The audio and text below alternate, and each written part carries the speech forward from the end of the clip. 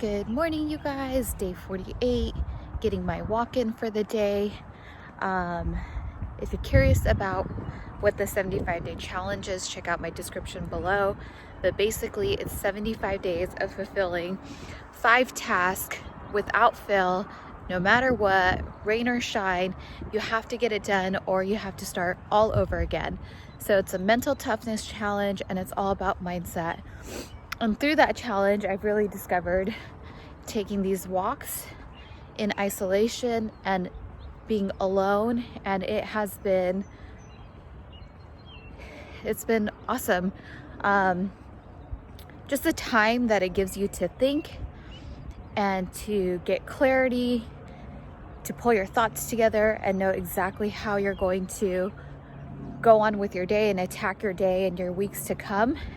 It's life-changing, truly life-changing, and this is something that I will continue to do forever, for as long as I can past this challenge, is to get up in the mornings and get my walks in. So I highly recommend it. And so I'm gonna get back to finishing up my walk. You all have a great rest of your day, and I'll be back with you guys later. Day 48 of the 75-day challenge, lesson 4.34 of the Wealthy Gardener. Kind of wrapping up early today, but this chapter was so good that I'm actually going to read to you guys about 50% of the chapter because it's hard to summarize it without really getting all the meat and bones of it, and I don't want you guys to miss out on any of it.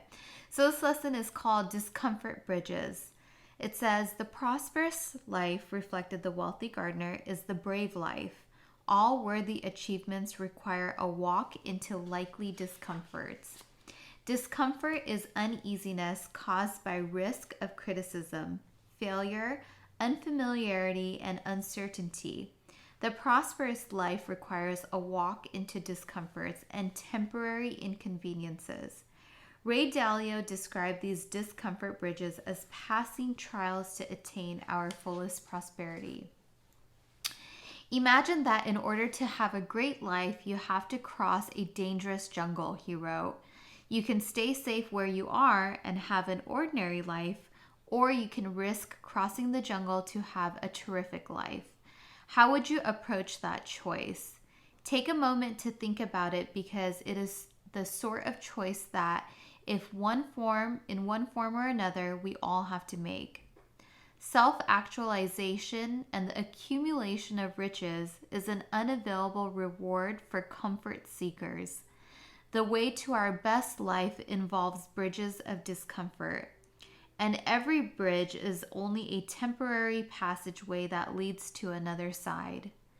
When I invested in my first rental unit decades ago, I repeated the math for hours in the morning before signing the contract. It may seem like a trivial deal today, but it felt like an enormous discomfort due to my unfamiliarity with the specific business. In the end, I bought the rental as my sweaty hands shook. My heart raced, I felt scared, and I prayed to God that I wasn't making a foolish, naive mistake. I was in an isolated moment of facing discomfort when I had an option to run. The quality of your life is directly related to how much uncertainty you can comfortably handle, said Tony Robbins. What we are afraid to do is a clear indicator of the next thing we need to do, Emerson said. He has not learned the first lesson of life who does not every day surmount a fear. The first real estate deal was my initial step into a discomfort bridge, which lasted for roughly a year until I got used to the new business. And this is a critical point to always bear in mind when anxiety is looming. Discomfort bridges are not permanent. Our discomfort bridges pass, but change remains. We must cross a dangerous jungle to get to the other side. We must walk on a rickety bridge above the deepest canyon to get a terrific life. How did it work out with my very first rental? I completed the rehab under budget, rented the apartment to my very first caller, and ended up with a drug addict who trashed the unit. After a year, I lost $4,000 due to my stupidity. This failure didn't kill me, and I continued learning while my discomfort slowly faded. We expand our comfort zones by enduring discomfort until it eases. If we are not a little bit uncomfortable every day, Jack Canfield reminded us, we're not growing. All the good stuff is outside our comfort zone. Freedom in life requires stepping into bridges of discomfort. Those who aspire for wealth must accept uncertainty and vulnerability. We must forever choose ambition over discomfort, effort over ease, exertions over excuses, and contribution over complacency. Living in the name of comfort, said T. Harv Eker, has killed more ideas, more opportunities, more actions, and more growth than everything else combined. Comfort kills. The imposition of crossing a lengthy bridge to get a better life is perhaps the most common reason we fail to reach our fullest potential. The many years it takes to complete a worthy achievement, attain financial security, or amass enough money for a comfortable retirement can prevent the will to even attempt the start of the quest. Don't let the fear of the time it will take to accomplish something stand in the way of your doing it, advised Earl Nightingale. The time will pass anyways.